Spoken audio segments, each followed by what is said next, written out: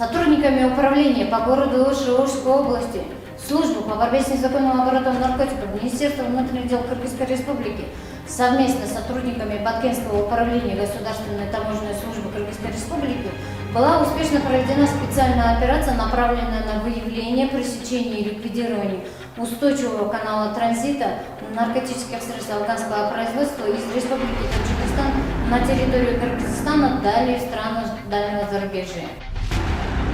Так, в результате проведенных специальных следственных действий в рамках досудебного производства в Леликском районе Баткенской области были задержаны 2 активных члена организованной преступной наркогруппировки.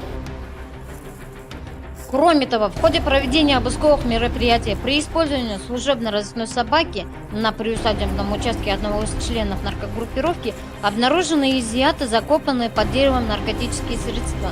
И согласно заключению судебно-химического исследования, обнаруженные и изъятые вещества являются наркотическим средством опий весом 5 кг 873 грамм и гашиш весом 3 кг 916 грамм афганского происхождения. В настоящее время задержанные водворены в изолятор временного содержания.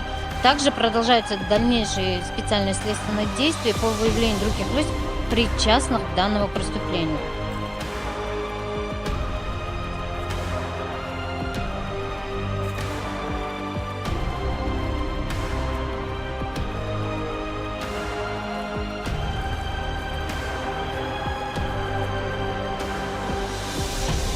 Напомним, что на черном рынке стоимость изъятых наркотических средств составляет около $70 000.